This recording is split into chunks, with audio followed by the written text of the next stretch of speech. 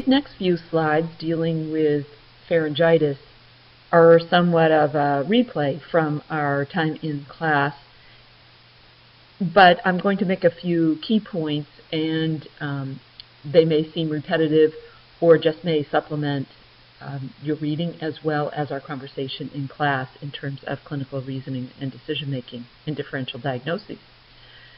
As always, when we consider any problem, it's good to kind of refresh our memory about what the normal anatomy and abnormal anatomy may be in the case of certain problems that have to do with the throat. If you look at this cartoon, again, you can appreciate how very close the tonsils are to the epiglottis, which is a very important structure which forms the flap that covers the esophagus and keeps us from aspirating, and is prone to swelling and inflammation with certain bacteria, diphtheria being one of them. And so, as we did in class and think about all these possible differentials and problems, we appreciate how very sensitive and important the various structures are. The tonsils themselves in adults may actually be either absent surgically or have diminished in size over time, as they will naturally, and so we sometimes don't appreciate a lot of tonsillar involvement in the complaint of pharyngitis. But it's also important to understand that the soft palate may give us some hints about what's going on. Certainly if we see anything like petechiae, we are thinking of a hemolytic strep. If we see the white patches of thrush, we're thinking candida. And if our uvula is displaced laterally, we're concerned about abscess formation in one tonsil, which pushes the uvula in the opposite direction. As well, and again, this goes into our conversation about differentials. Some of the viral illnesses, the Coxsackie viruses, cause little aphthous ulcerations in the oral cavity, and we will see those, particularly on those anterior pillars, which are just at the just before the tonsils. I'm not going to say much about these cases because we did have some time in class to think through differentials, but I think that each of these gives you a snapshot of a situation that you're going to see many, many times in practice, and that in terms of the kinds of questions we talked about in class, when we sort through those, things look pretty clear. We have a 22-year-old male who has this mild, insidious disease with a little rhinorrhea and cough, and that takes us down the road of virus.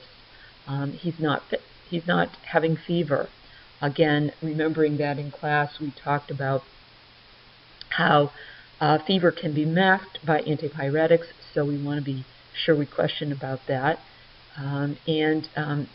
He's basically perhaps here because he's, again, more miserable than sick and seeking some symptomatic relief. The second case, a little more classic for the bacterial kind of pharyngitis of varying types, a fairly short term of sore throat, fever, and the profound fatigue which goes along with many of these cases, otherwise healthy person. So again, a picture of bacterial. Our third case also has a pretty moderate sore throat. On physical exam, may have exudate on the tonsils, anterior and posterior lymphadenopathy, whereas our bacterial case may only have anterior lymphadenopathy. This one has the low-grade temp and profound fatigue by history. As we discussed in class, there may be some splenomegaly or hepatomegaly apparent on exam. and I am very diligent about including that exam in all cases. So as we talked about in class, the key questions that are going to guide you one way or the other before you even start to examine the patient have to do with kind of the onset, the concurrent symptoms or lack thereof, and the absence or presence of fever, and so forth.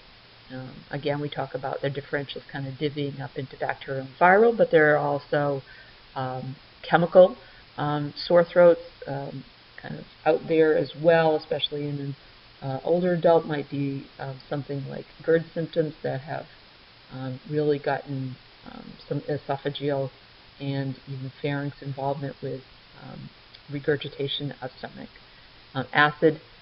So those are out there as well. But primarily we're going to be thinking bacterial versus viral when we see an acute complaint of sore throat. On our physical exam, just to repeat what we've already said, obviously we examine the pharynx and the lymph nodes of the neck when we have a pharyngeal complaint. I always also include an examination of the eardrums, the tympanic membranes. Those are often cohabitating,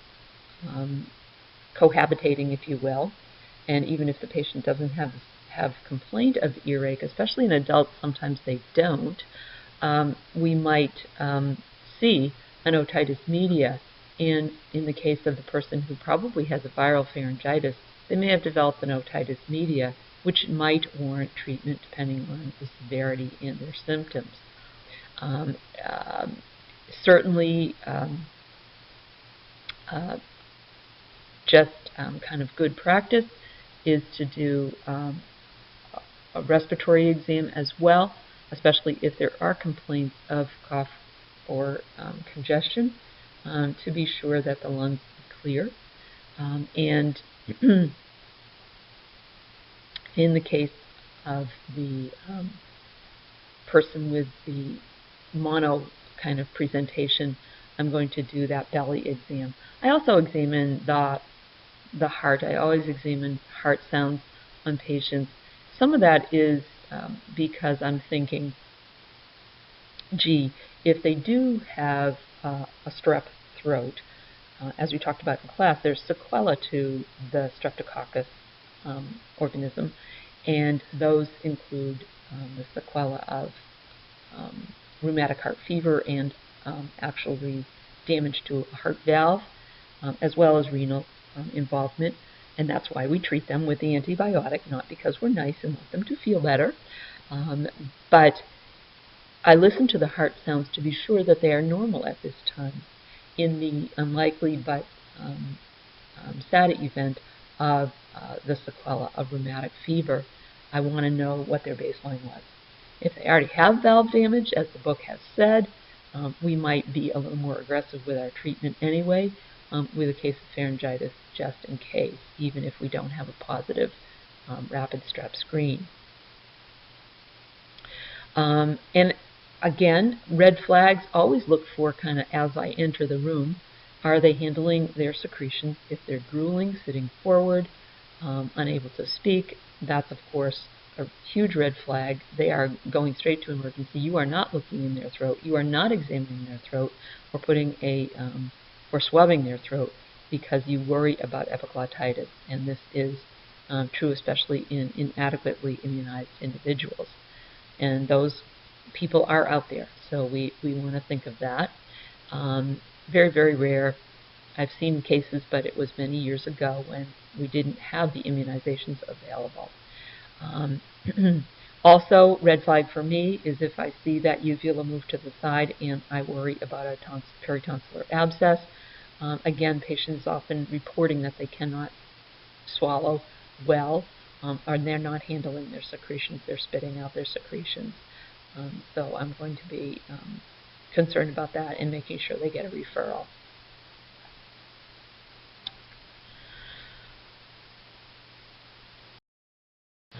One of the tools that's out there that's not mentioned in the textbook, and I don't know that I would say it's kind of common practice out there, but I certainly have adopted this. I use it a lot as a teaching tool when I see people with sore throat.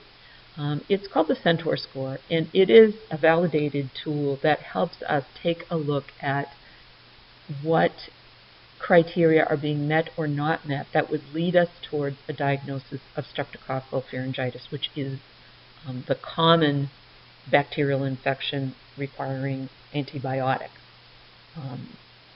We know that there are other bacterial infections that require antibiotics, such as gonococcal pharyngitis, but our history would lead us there in terms of sexual activity, and that would require a culture that is different, and a rapid strep screen wouldn't actually light up. But this is to do with streptococcal infection. Again, why are we treating streptococcal infection? Not because we're nice and want the patient to feel better, although we do.